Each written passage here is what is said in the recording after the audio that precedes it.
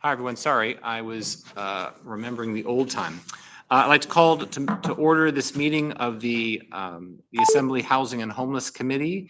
It is Wednesday, October 15th at 10:56 a.m. It looks like Miss Silvers, you're on the phone. Is that correct?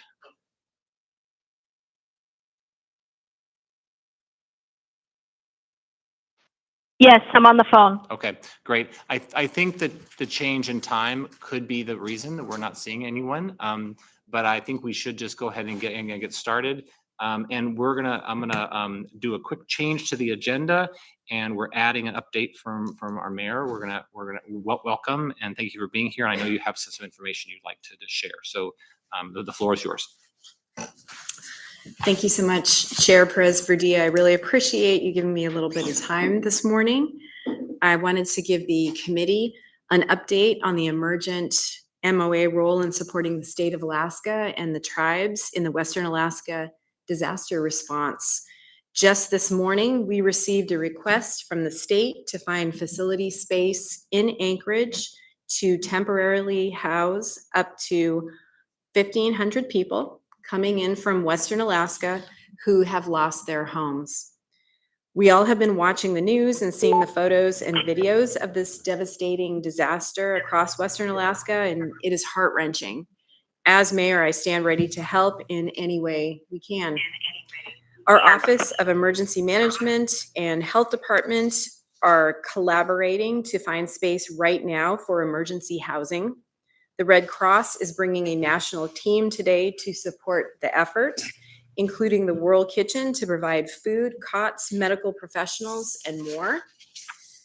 This response is unprecedented in Alaska. The scale of people, families, elders who have been displaced is enormous. As a community, we need to welcome and support all of these people. We will have a lot of work to do, but we have many partners to help us. I'll be reporting back to you with more information as the days go on and as we know more about the effort needed.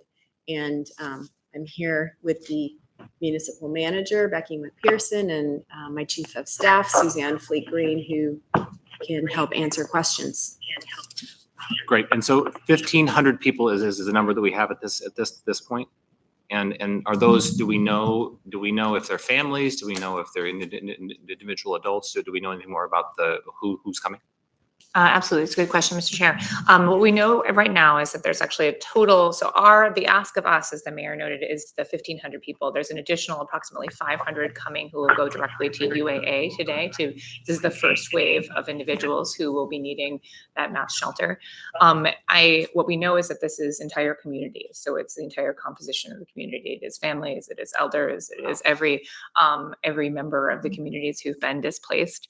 And so we expect that we will know more as they start to arrive. I know we've received a couple different sets of information about which communities are being prioritized for being relocated. Currently, my understanding is that residents of Kipnuk are the first group that will be coming to Anchorage, but we're getting more information as the day progresses. Great, thanks. Well, thank you for being here and thank you for sharing the information. I'm assuming we'll know more as the day progresses and the week progresses. Is there any sense of where at this point, or is this too early to know where they will be? Absolutely, Mr. Chair. We look first to our large-scale municipal facilities, the Egan Center, Sullivan Arena. The Denina Center clearly right now is hosting AFN, so would not be our first choice. And so that's what the teams are looking at right now, is which of those large-scale facilities that we use for mass shelter would be the best choice moving forward.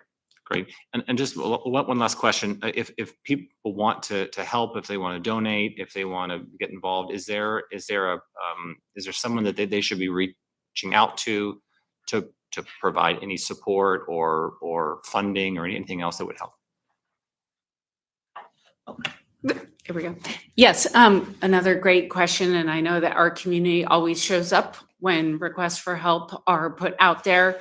There was coming out of the Bethel region, there has been a request for a certain set of goods, including baby wipes, diapers, non-perishable food. Linden Transport is the hub for that, leaving Anchorage, so people can take those items to Linden directly, and they have allocated aircraft to transport things to Bethel.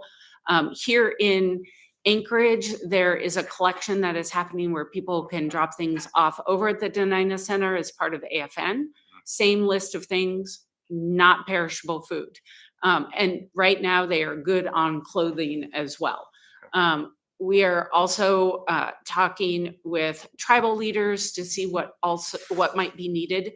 And then the Alaska Community Foundation is raising dollars. It is a collaboration with many different entities, but they are the fund that people can donate cash to. And because there are other needs that I've seen just in terms of like GCI phones, chargers, things that frankly, financial donations would be helpful to families. And so that is all through the Community Foundation. Right.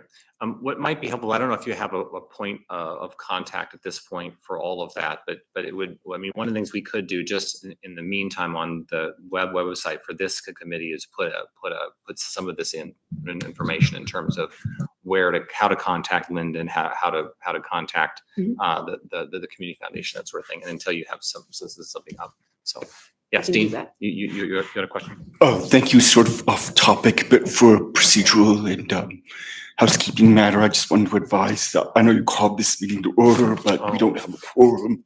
And because of how this is really an informal meeting, we've got 3 members. But until you have a quorum, it's not really officially the county meeting to call to order yet. Yeah.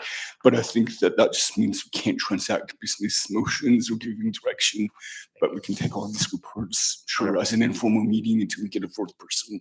So thank you for that note. So can we proceed with the meeting or without being called to order? Or how does that work? Yes, but it's just an informal meeting, and I don't think you call that to order just to begin, and we've already begun. Actually, I guess problem solved. We have a 4th member. Mrs. Rivera, you solved our problem. Okay. So just make a note that we did not have quorum for our meeting until now. It is 11:03, and so now I can officially call the meeting to order with quorum. Thanks. So again, thank you for being here. Anything else that you'd like for folks to know before we move on? I would say nothing additional at this time, but we'll certainly continue to keep the body updated as we understand the impact, the scope, and for our community in terms of continuing to support Western Alaska. So more to come. Okay, thanks very much. And I would like to just to make sure that the folks didn't hear. So Linden Transport is one place to reach out to. The Denina Center are taking donations at this point, and then the Alaska Community Foundation is looking for funds to support this. Okay, thanks very much for being here. Oh yes, go ahead. And one other quick update, it is a little bit further off, but I also know that there is a fundraiser being organized by the Alaska Native Heritage Center. So we can also bring forward that information to the assembly when we have more details. Great, thanks very much. Okay, and so one of the things we didn't do also is go and make sure that we are calling roll, make sure everyone's here. And so Miss Silvers has already checked in. Mr. Rivera has joined the meeting, and Mr. Gecker has joined the meeting. So, and then this is Cameron Perez-Verdia talking. Okay, let's move forward with our agenda with the Anchorage Health Department. Come up. Hey, good to see you, Director Rash.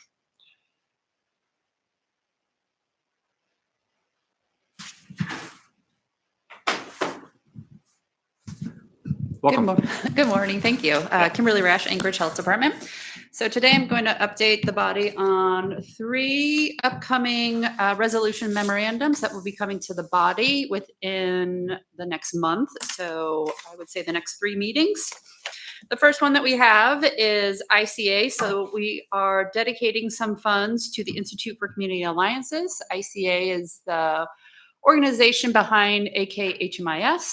And the reason why we are doing this is because We want to work with them to provide comprehensive reporting from HMIS that we currently get from individual grantees, which is a process that takes quite a lot of piecemeal work and on the part of both the staff and the grantees.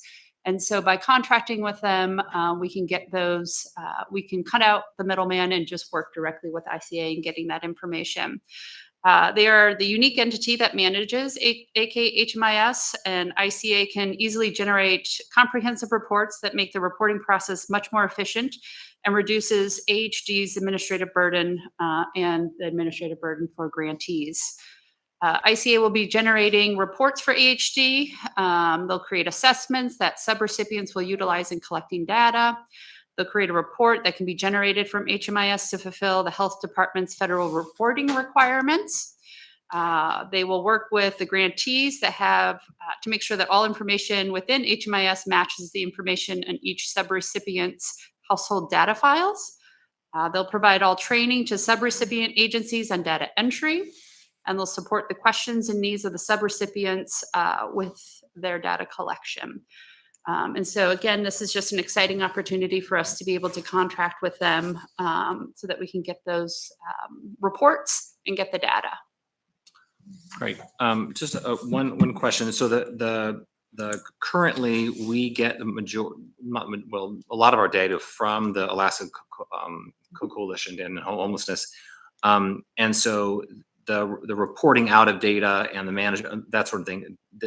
How would this change? I guess is a question. What do you see as being the difference in terms of what information we will get and how it will be delivered? Yeah, that's a great question. So really, this specific funding to ICA is really going to enhance and help our HUD-funded programs, so CDBG. So we will still be working with ACH, and we will still be working with ICA in collaboration, but really this extra piece is a missing gap within our system that we don't currently have. And so we're asking grantees to spend a lot of time in extracting data and giving it to us when in fact we can just go and get the information directly. Okay, great. Well, that's exciting. And do we know that the approximate amount of this contract?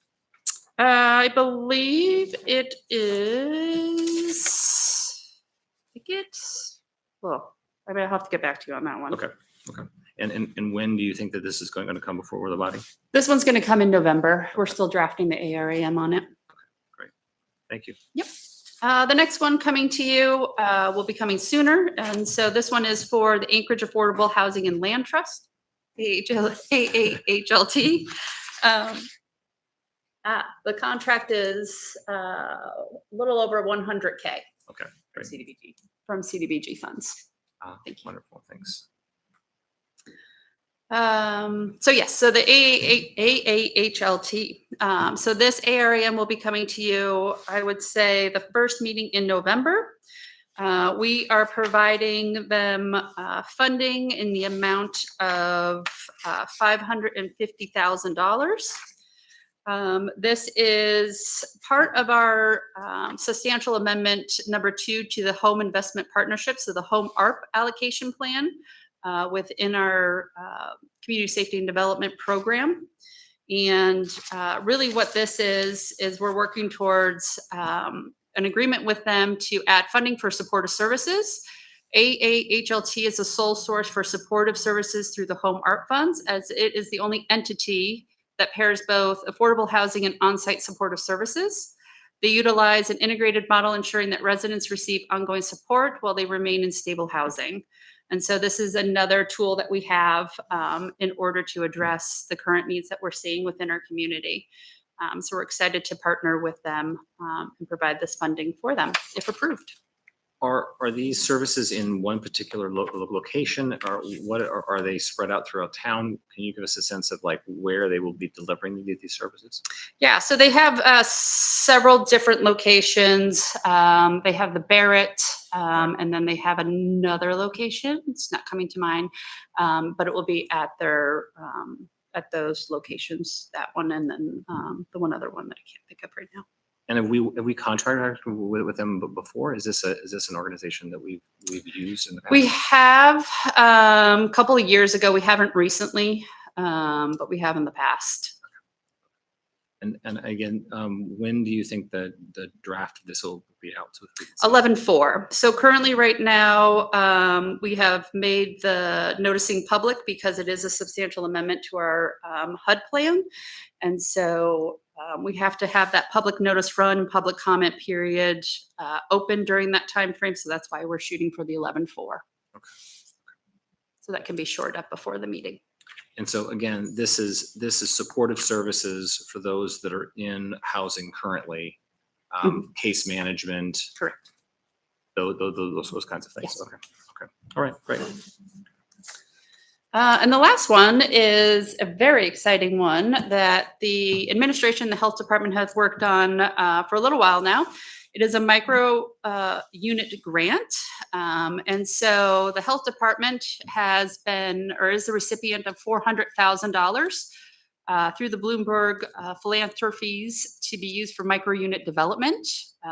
Through the Bloomberg Cities Idea Exchange, they are offering the MOA one-on-one coaching sessions, continued peer learning sessions and coaching support for the implementation of the Bloomberg project in that for this micro unit development. The grant will allow ACDA to add additional micro units to its existing project. And we are looking at potentially adding 8 additional units to the project that we currently have. So this money will come to the health department and then flow to ACDA. This is in conjunction with the $1.2 million they received from the health department through the opioid settlement remediation funds. So this is an exciting opportunity that, again, the health department and the administration came together and worked with them. So these are in addition to the micro units that are already Correct. being Yes. constructed and being developed now. Yes. Okay, Yep. great. And in the same location, Yes. just additional units. Correct. And you said that is there something beyond them helping with just the units? You said coaching sessions. Is there something that they're doing beyond that for these funds, or these are just to help to develop the additional units? Just to develop the units. Great. And then, this may be coming at our next presentation. Do we have a time frame for when are those on track to be completed? Yep, they are currently on track. Thea probably has more information on that. There was a tour earlier this week of the constructed units so far. And so I believe that they're still on track for November. So these additional units won't necessarily slow down the project. This is Thea Agnew-Bembem with the mayor's office. So adding the additional units will add a little bit to our construction timeframe. They've broken ground at the site to do the water sewer this week. They're still waiting on one final permit on the electric, and all the units are constructed and they're just doing the interiors now and working on the bathrooms and the other common buildings. So they'll be able to add these additional units into their pipeline. And we're also asking them to do one of the units to be ADA accessible and then add some ramps to some of our other stuff. So we're not quite sure how many units we'll get out of this grant. We're just waiting for the cost estimate to come back. So it'll push our project out a few weeks, but the provider RFP closes today. So I think it's actually going to work out pretty well, like in terms of getting those two things happening at the same time. Great. And just for the record, Mr. Rivera has joined us in person. Okay. Those are all your updates at this point? Yes, thank you. And then just that the micro unit grant, that have we received that? Do we know the timing on that? I think as soon as you approve, we'll receive it. So it'll be on the next agenda? Yes, we made it, or we're hoping to make it on the addendum. Okay, great. Thank you very much. I don't see any additional questions. Thanks for being here. Okay.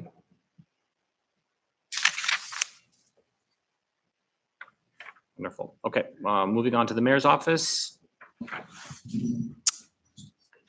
Thank you, Chair. This is Thea Agnew-Bembem with the mayor's office. I unfortunately have to go to a different meeting at 11:30 in person. So Emily with RRS is going to do an overview of shelter operations and talk a little bit about the surge capacity and the data we're collecting around turnaways. And then Lieutenant Fuchs is here to talk about the dashboard and the AO update. So sorry to have to leave. No, it's okay. Thanks. All right.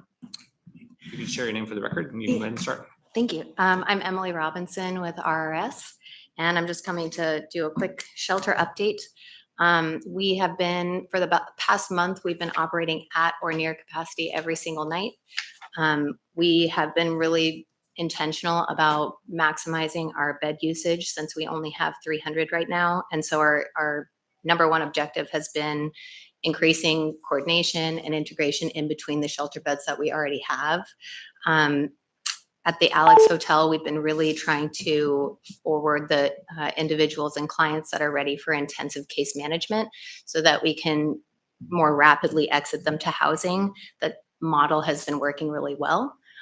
Just in October, we've had 9 individuals go straight to housing. 3 of them have gone to the Providence House with the help of community funds. We've also been flying people home. Just yesterday, just as an example, we had an individual who came and saw Thea in her office, and she called Kathleen and I at RRS. We were able to connect him to the intensive case management at the Alex Hotel, and we were able to actually coordinate a flight home for him to Minnesota. And he went last night. He did not have a real ID. He had just a temp ID. And so for that process, Jessica Parks from ACEH was able to escort him all the way to the gate at the airport late last night at like 10 p.m. And then we got a call from him this morning that he was loading onto the Greyhound bus to make the final bit of the journey all the way back to home in Clip. Can't remember exactly where, but in Minnesota. But that's just an example, like just for one person, it takes so many touch points. And so we've been really trying to get that process as streamlined as possible so that we can exit people into housing quickly and really maximize the uses of the beds. So the next thing on my agenda here is to talk about abatements. We have an abatement scheduled for next Tuesday, the 21st at Rush and Jack and Willowa. For the shelter protocol for abatements, we try to prioritize people who are coming from camps for outreach teams such as APD Hope Team and for the ACEH outreach team or Covenant House outreach. So leading up to the abatement, we are offering shelter. And then the day before abatement, when we have beds become available from natural attrition, we hold those beds for abatement day so that we can give as much opportunity for client or for individuals who are unsheltered to take those beds at abatement time. But they are getting opportunities leading up to abatement to go into shelter if they choose. Let's see. We also have been working really intensively with the Anchorage Safety Center. One of the biggest we have a couple big challenges that we've run into that are not new.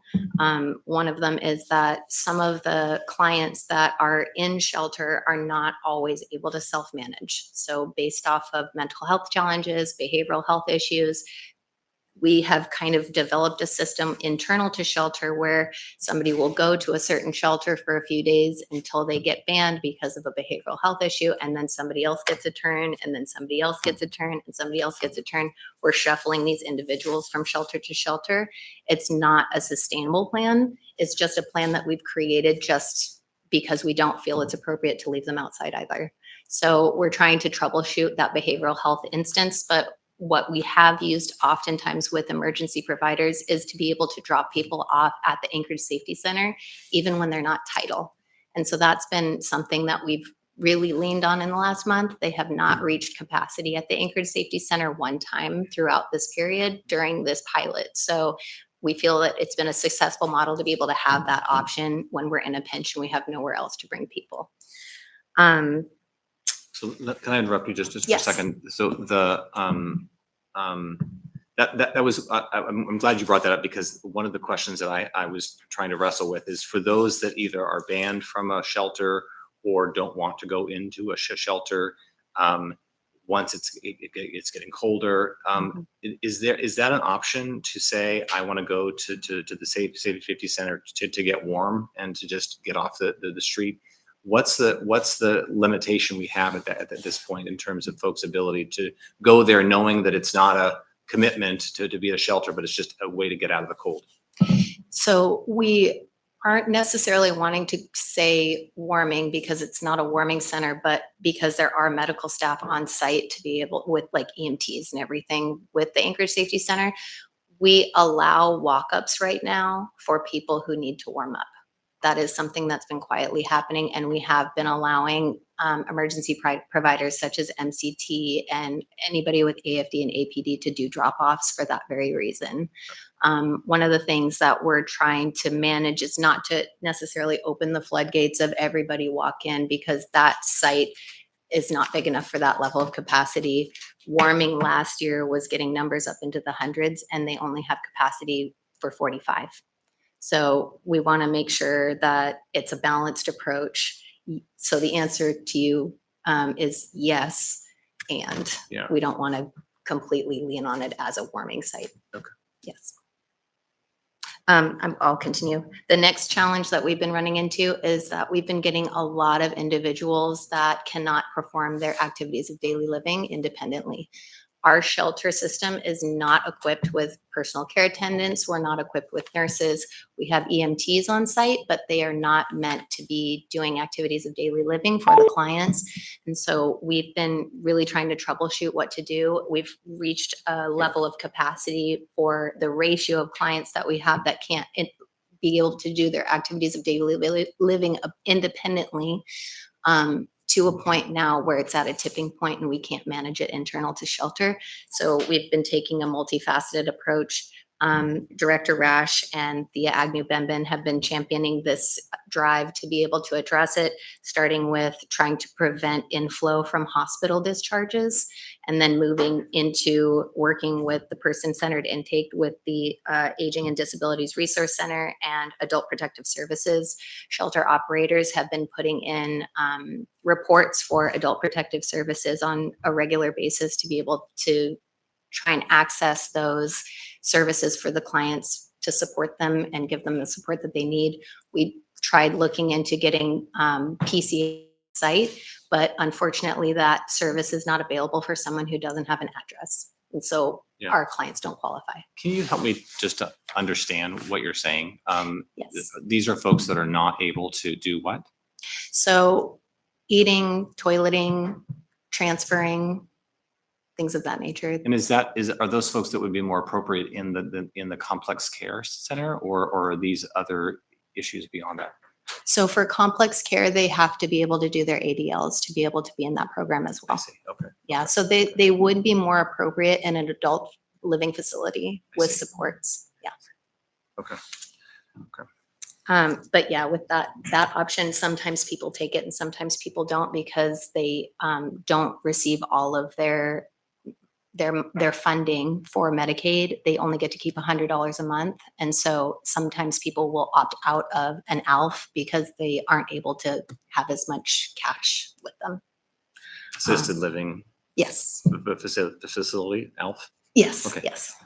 Okay. Okay, and then let's see. We also just had at the beginning of the month an aggressive bed bug treatment at the East 56th Avenue location. They're doing their follow-up treatment today. They did 2.5 full days in the beginning of October, and they're doing a half day today. And it's made a huge improvement on the bed bugs that were at that location. And then lastly, I just want to end with, for the month of October, we've been tracking turnaways continuously, but for the month of October, we have been deduplicating those numbers internal to RRS. And one of our initial recommendations was to hold off on doing the surge capacity until we were sure and confident that we were maximizing the bed usage and that we were really using those 300 beds that we do have as much as humanly possible.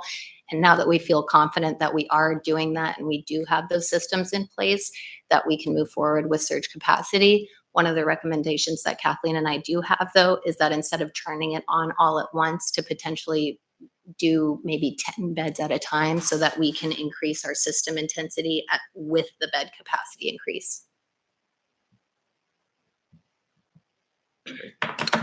And I think that's everything for me. You guys are good? I have a question. Yes. Ms. Silvers? Can you explain a little more what you mean by opting out? And so is there space available in assisted living and people are opting out of that and they're ending up unhoused, and then they're ending up in our system. That is something that happens, yeah, or through the chair to member Silvers. Yes, that is something that does happen. And it is a challenge because even with hospital discharges, they will try. We had an instance where a woman had been in the hospital for over 100 days and they were trying to get her into an assisted living and she said no. And she chose to go back to one of our congregate sites instead. Thank you. Thanks very much. Yeah, thank you. Appreciate the update. Are we, just in terms of the agenda, that you did both shelter operations and turn away surge capacity? Yeah. Okay. And then do you, so you are recommending surge in increase at this time based on the work you're doing? Yes. Okay. All right. Okay. Yes, Mr. Rivera. Yeah, thank you, Mr. Chair. Since we're doing both of those items on the agenda, I guess question to the director, health director. So can you tell me when you are planning on turning on surge capacity and what rationale you're using for that, please? Yes, so through the chair. So we're working with RRS and looking at the numbers and the deduplication and making sure that we are currently activating all beds. And so that planning process is still in process, and we have not decided on a date of when we actually will activate the surge.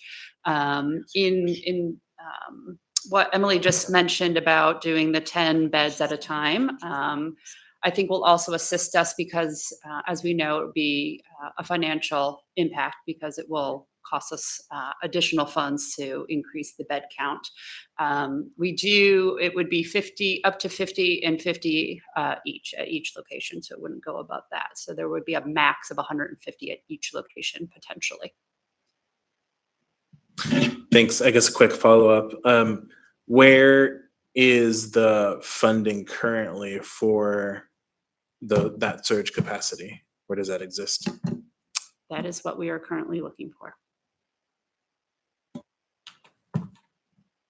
Thanks. I think Ms. Silvers has a question for the director from the previous conversation. Yeah. Oh, I actually had some questions from the previous conversation. He didn't see my text in time. So you listed 4 things that were going to come before us. The first was HMIS. The second was something for $100,000. Can you tell me what the acronyms stand for? You used acronyms. Yeah, so the 100K was for, so there's 3 things. So the 100K was for the Institute for Community Alliance, ICA. Okay, and what is that? I don't believe that you said what that is actually for. What is it being used for? It is the company that actually manages AKHMIS. So they are the entity that actually manages. No, there was one this- after, the one after that. Anchorage Affordable Housing and Land Trust. Yes. That one, AAHLT. Yeah. Those funds are coming through a substantial amendment, and that total amount was $550K, and that is for supportive services through our home art funds. So those are through our HUD funds. And is that adding new capacity to our system, or is this adding supportive services to? Is it adding new services or new capacity? This one would be for, let me see.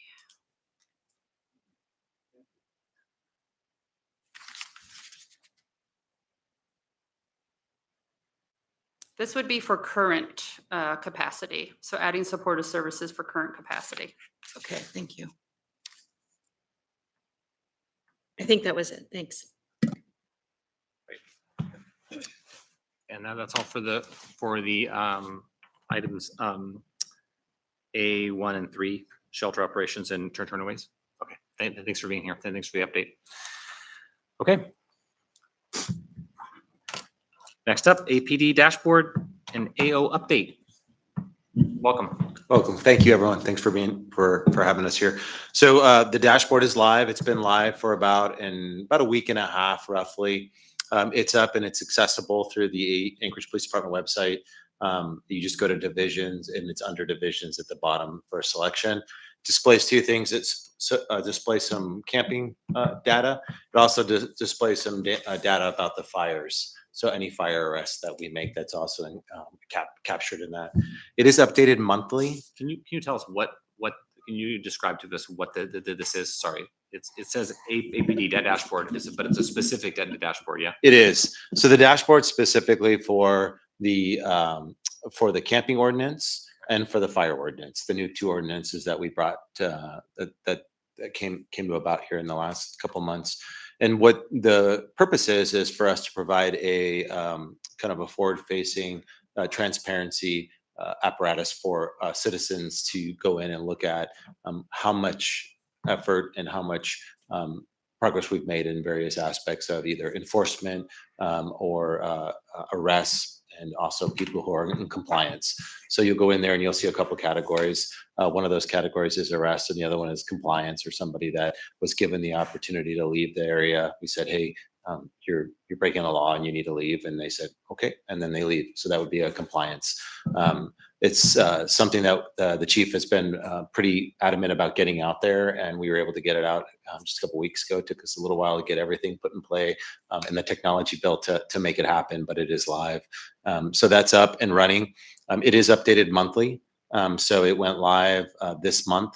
So some of the numbers from September in there, but none of the numbers from October will be in there until November. The dashboard is you can actually group if you just want to see a specific month or a time period, you can do that on the dashboard as well. To see specific locations isn't something that we can do. This is for the entire city. So basically what the police are doing. The fires is the same way. Yes, Mr. Rivera. Yeah, thank you, Mr. Chair. So I am looking at the dashboard right now. Looks like it was updated on October 2nd. It was What's the frequency of updates expected? monthly. Monthly. Great. Thank you, sir. Is there a reason why there's for the fire ordinance, the metric reported is arrests. For the camping ordinance, the metrics reported are arrests, subjects complied voluntarily, and subjects accepted services. Is there a reason why it's not the same metrics for both?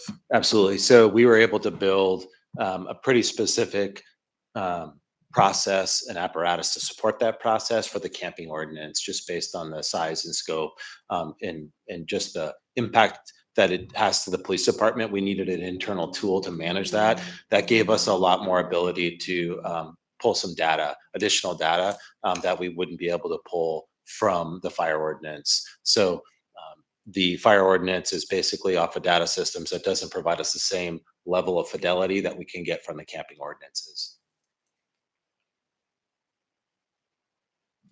Yeah, I just have a couple of questions. What I'm trying to get a sense of is how we're using the camping ordinance. Sure. And so that the public can get a sense of like what the expectation is. Yep. So if someone is camping in an area that we deem unsafe, then we go and we give them a warning and we ask them to move. That's right. Is that true? Right. I can go through the process if you'd like. Yeah. Just kind of Give me a sense of how it works. Sure. how it works. So generally what'll happen is that a citizen will call in and say that, hey, we believe that there's some campers out here and we believe that they're in violation of the ordinance. So a patrol unit will respond. The patrol unit then conducts an investigation just like they would conduct any other investigation. And then if they deem that the individuals are in violation, they'll give them a reasonable amount of time to leave the area, not to generally exceed 24 hours. And that's based off of, how much stuff they have, how much challenge it is for them to move. And then that is then captured and documented. And then there's a follow-up to that, right? So once that time expires, another officer, because 24 hours will exceed that shift, so either another officer or that same officer will come back, and that's all documented in an application that we have, that the officers have at their disposal. It's just an app that they can go in and see that camp has exceeded its 24-hour warning period. They'll come back and then they'll ensure that nobody's there. If nobody's there, then we've got compliance. And people have moved on out of the safe zones. If people are there and they were warned previously, or if officers establish additional probable cause, they'll facilitate the arrests, and then those arrests will go into the camping ordinance.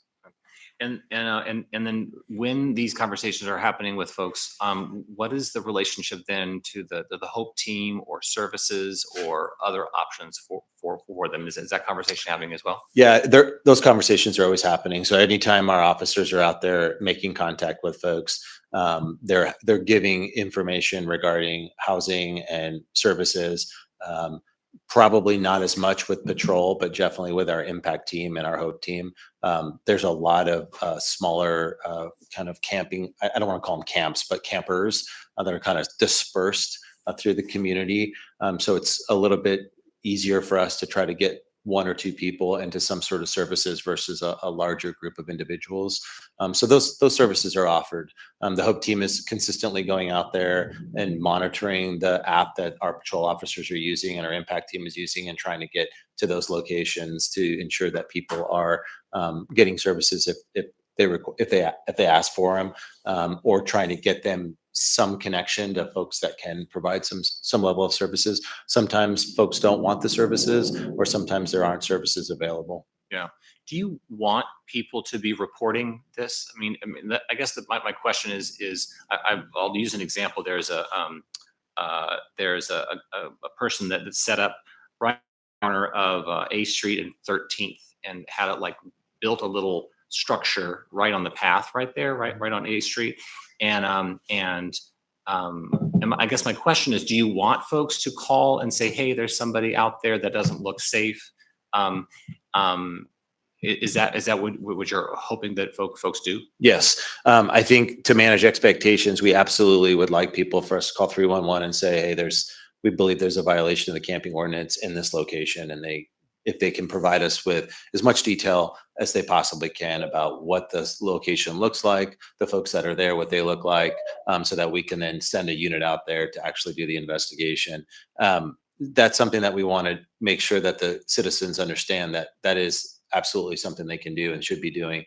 The challenge for us is a lot of times the citizens think that that's going to be an immediate response, and sometimes it's not. Sometimes it is, but that's a lower priority call in the grand scheme of things. So we're working pretty diligently to develop a system to streamline our patrol assets responding to some of these calls. So you'll see patrol having a higher capacity to go out and do some of these calls for service a little bit more effectively throughout the 3 shifts, the Alpha, Bravo, and Charlie shifts. And so hopefully that will move the needle a little bit more in being able to address some of the calls that people are calling in.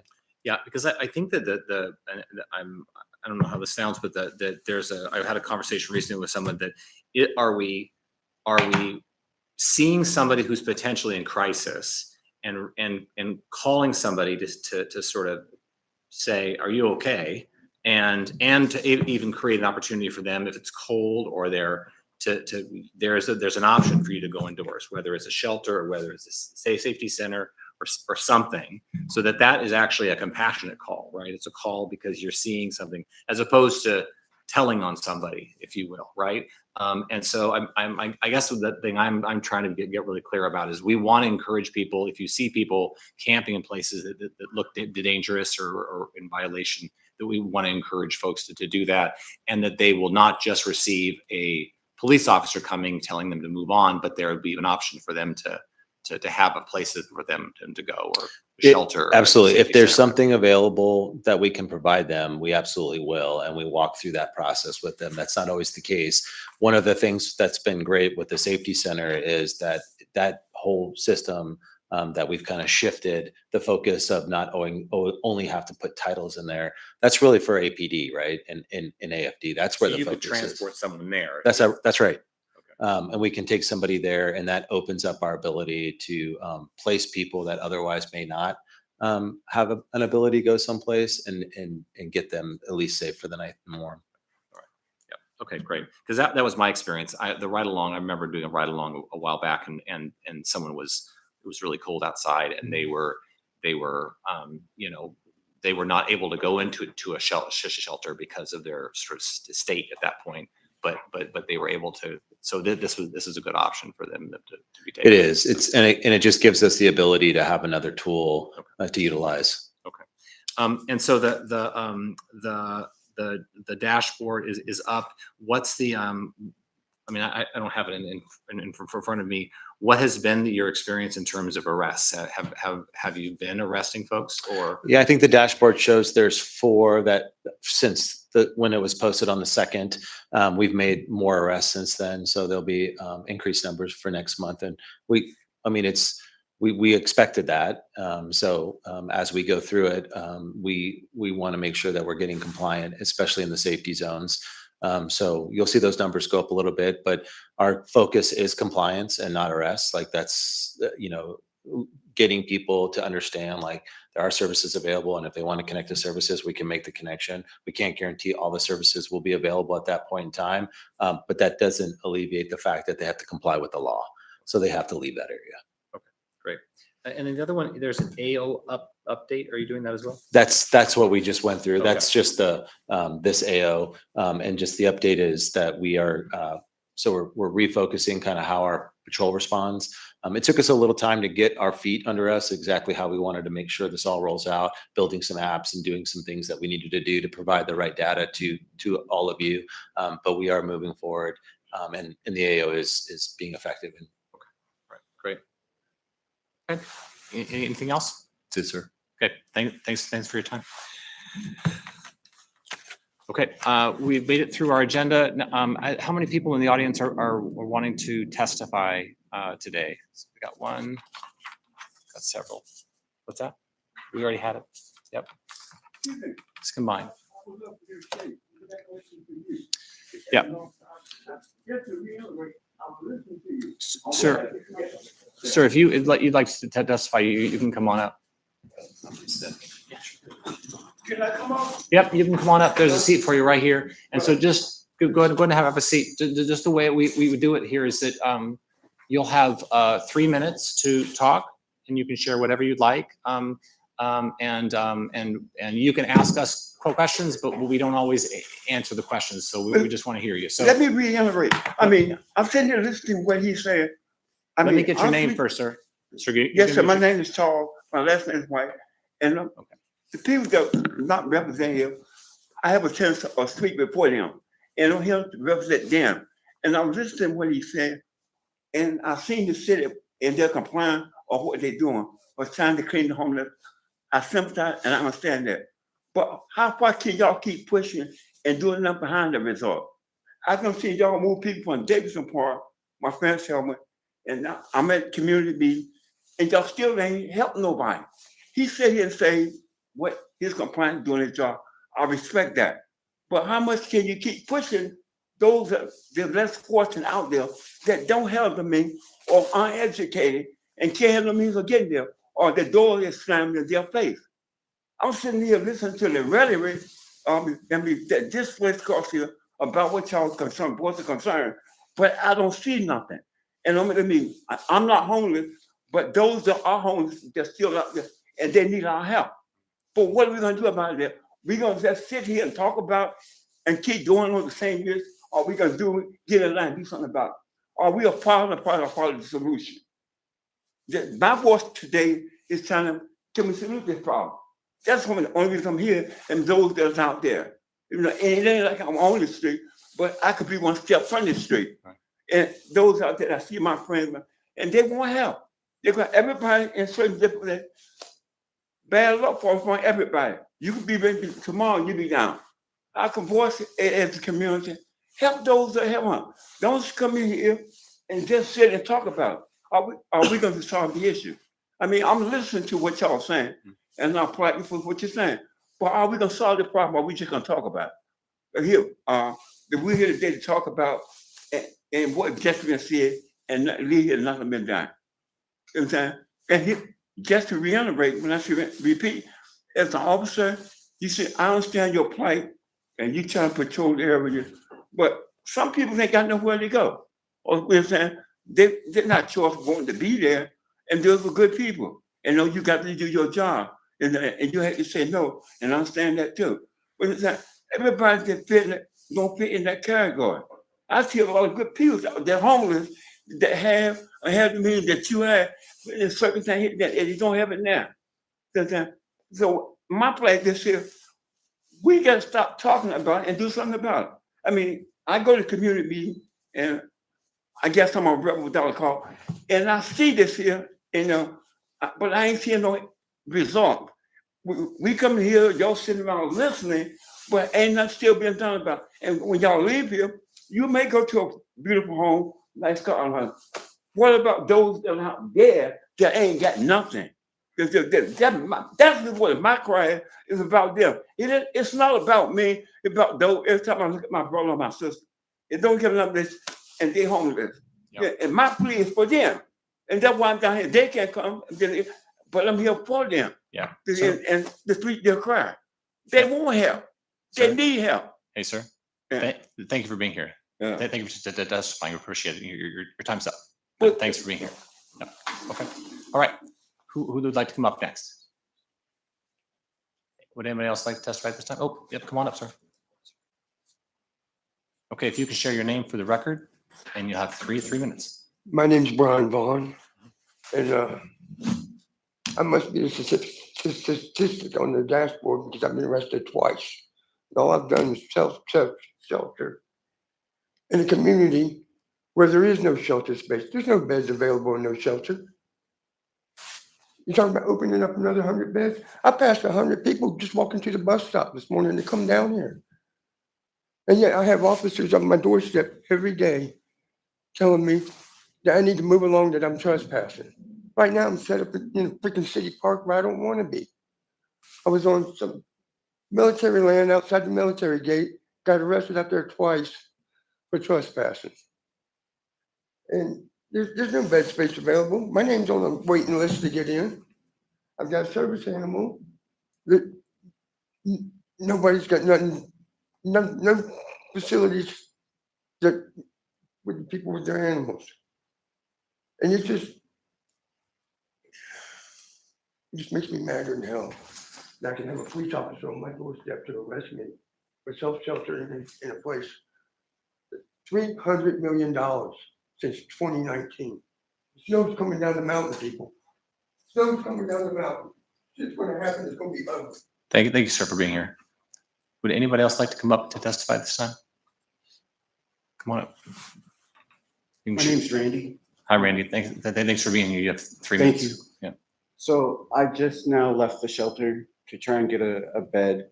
Last night, I don't think I'd call him a gentleman, but a vigilante decided to take it upon himself to take all my blankets, all my clothing, everything I own, and set it on fire. So last night, freezing cold, went to the shelter, nothing. Just left there again, nothing. And I don't know where else I'm supposed to go. I have nothing left. I've gotten frostbite before and it hurts. The nerve damage from before, it's already, the pain right now with this cold. I don't have any gloves.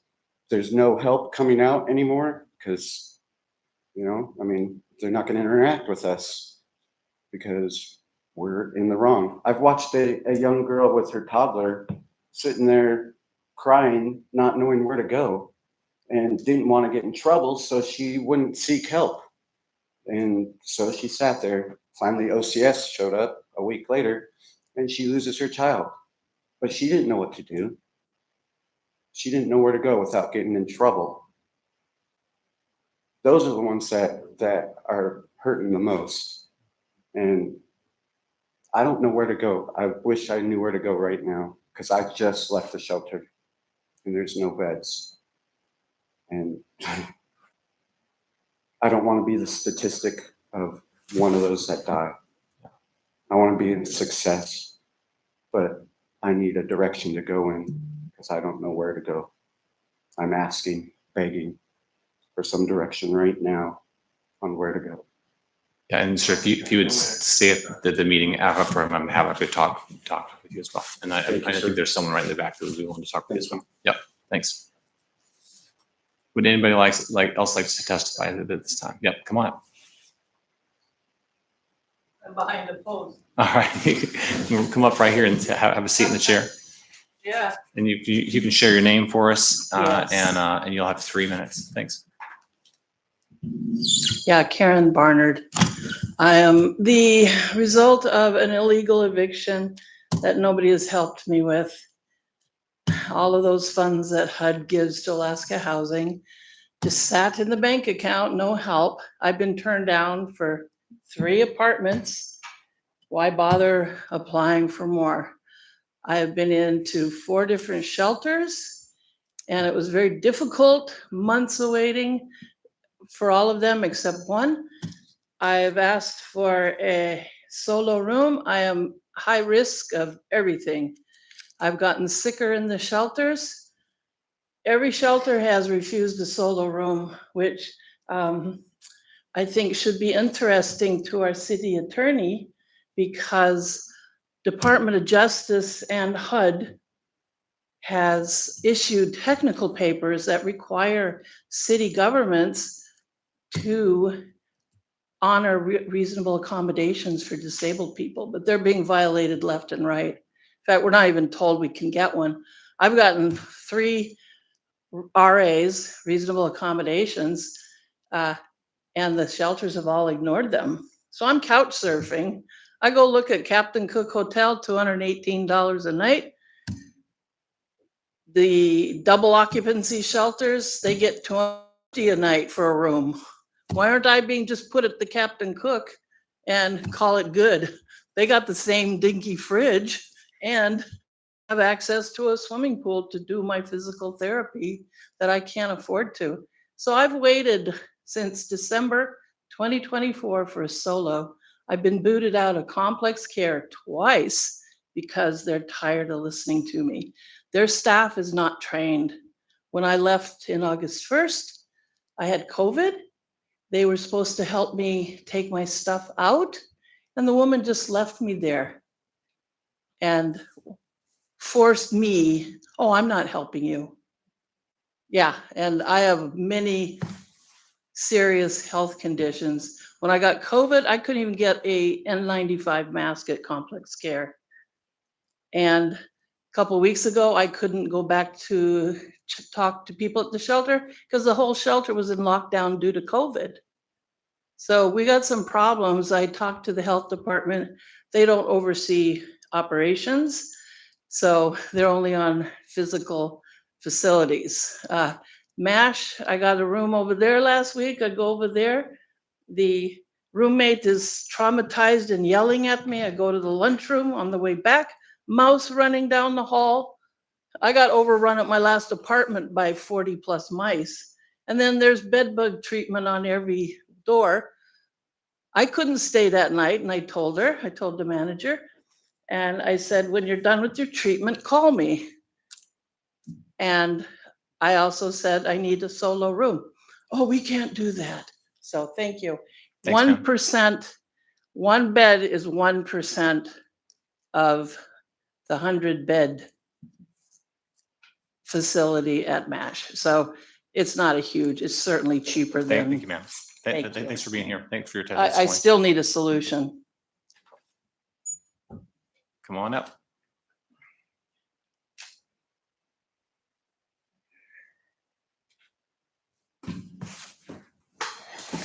Right. Jamie Lopez, East Anchorage, formerly Coalition, formerly Homeless, Unprepared Remarks. Oh boy, where to go? So I am glad that people came out today. Most are from Mountain View that I do happen to know. Compliance, just following orders. Where have I heard that before? And history will determine how these things go. But sometimes I wonder how people sleep at night. It really is that way. So generally speaking, there was a gentleman in this room last year who was sleeping in an electrical cabinet to try and stay alive. And ultimately he got housed, but he would have died otherwise or potentially lost fingers and toes. Saw that happen. Saw a guy lose toes because people were, slow out of the gate last year. And he lost his toes and he lost his leg up to here, bumped into him. I've seen it any number of ways. And so what is happening right now is people are being run into the ground, partially by APD and partially by the weather. And they're endlessly displaced. And they're told, go to shelter. Shelter's full. And, Brian Baum has been displaced pretty much like 5 times in the past month. Now, I'm not judging a person based on the scales at the end of the day, but what I do know is that his tent was open over the past year and a half, 2 years when I've seen him on any given night, 17 to 20 people in there that might have otherwise perished had they not had a place to go. And so it's just sad to watch this happen. You know, the camp on Strawberry was just recently abated. You're about to push people out of Russian Jack, who essentially been abated numerous times in different places. And, you know, I try to prevent something bad from happening in the past. But the point is, when you drive people and you drive people to the point of exhaustion or death, they will react eventually. And you're probably not going to like that either way. And then when the bodies start piling up, the question is, are they going to sweep it under the rug by not counting them as outdoor deaths, but just saying it's suspicious, you know? And so the simple fact of the matter is, I don't see a plan.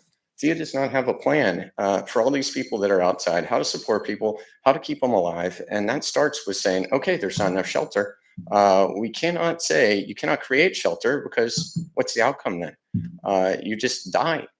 And that's kind of where it's going. And I don't see anybody up here asking the tough questions. I don't see the media asking the tough questions. I don't see anybody in private industry in this industry saying, hey, you know, something needs to be done. And everybody's concerned about data. But these are people and they need to survive. And you need to look at this like disaster relief rather than pest control. You know, right now there's a wood chipper going on over at Snow Dump. They're cutting down all the trees, and, you know, and so that's more or less the solution to everything, I guess, is to cut down all the trees so people have nowhere to go. So then they go somewhere else.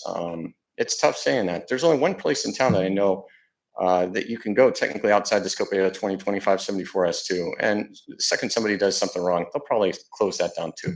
So you need to get a plan and get it quick before people die. Thank you. And thank you for being here. Is anybody else in the audience would like to testify at this time?